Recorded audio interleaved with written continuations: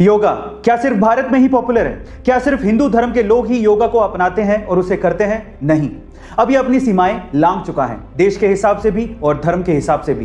मैं आपकी जानकारी के लिए आपको बता दूं कि विश्व के बहुत से देश इसे अपना रहे हैं, वहां के लोग योगा कर रहे हैं। इनफैक्ट हमारे पड़ोसी देश पाकिस्तान में भी योगा पॉपुलर होने लगा है। पाकिस्तान के बहुत से इंस्ट्रक्टर योगा सिखा भी रहे हैं और वहां के लोग इसे सीख भी रहे हैं। वहां के बहुत से पार्कों में आपको सुबह सुबह लोग योगा करते दिख जाएंगे। गाइस, कराची और लाहौर के लोग भी ये समझने लगे हैं कि अगर हमें कोरोना जैसी महामारी से बचना है और अपने आप को तंदुरुस्त रखना है तो योगा बहुत जरूरी है। इसे कभी किसी देश या धर्म से जोड़कर नहीं देखा जाना चाहिए। आपका इसके बारे में क्या विचार है, कमेंट सेक्शन में जरूर लिखिएगा और ऐसे अमेजिंग वीडियोस के लिए शेयर, सब्सक्राइब एंड लाइक। मिलता है अगली वीडियो में।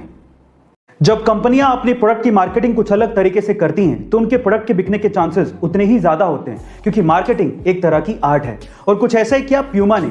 जब 1970 के फुटबॉल वर्ल्ड कप में प्यूमा ने पेले को, जो कि फुटबॉल के महानतम खिलाड़ियों में से एक हैं, उन्हें ग्राउंड पे सिर्फ अपने जूतों के लेसेस बांधने के लिए $1,20,000 दिए, जो कि आज के लगभग 7 करोड़ रुपए होते हैं। गाइस, क्योंकि प्यूमा ये जानती थी कि स्टार खिलाड़ी पेले जब अपने जूतों के लेसेस ग्राउंड पे बांधेंगे तो सारी दुनिया की नजर उनके जूतों पर जरूर जाएगी, और जब स्टार कुछ पहनता है तो उसको लोग खरीदते हैं और वो प्रोडक्ट अपने आप सुर्खियों में आ ही जाता है। गाइस, आपको प्यूमा की ये स्ट्रेटजी कैसे लगी, कमेंट सेक्शन में जरूर लिखिएगा और ऐसे अमेजिंग वीडियोस के लिए शेयर, सब्सक्राइब एंड लाइक। मिलते हैं अगली वीडियो में।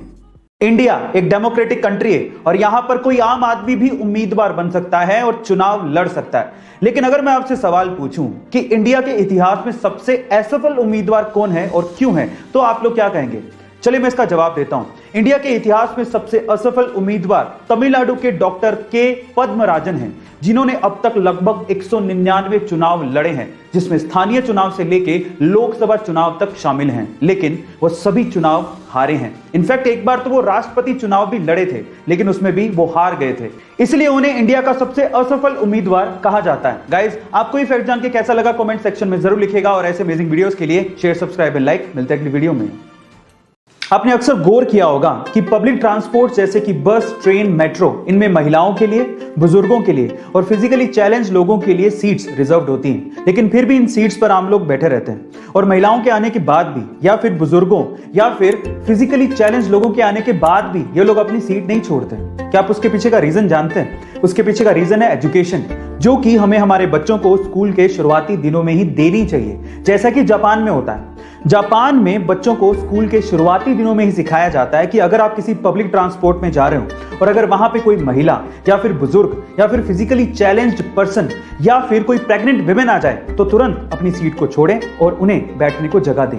गाइस, क्या आपको भी ये लगता है कि इंडिया में ऐसी एजुकेशन शुरुआती दिनों में ही बच्चों को देनी चाहिए? कमेंट सेक्शन में जरूर लिखिएगा और ऐसे अमेजिंग वीडियोस के लिए शेयर, सब्सक्राइब एंड लाइक। मिलता है अगली वीडियो में। कोक स्टूडियो पाकिस्तान का एक फेमस म्यूजिक प्रोग्राम है जो कि सन 2008 में शुरू हुआ था, जिसमें live studio recorded music performances होती हैं और उसमें बहुत से इंडियन सिंगर्स ने भी गाया है।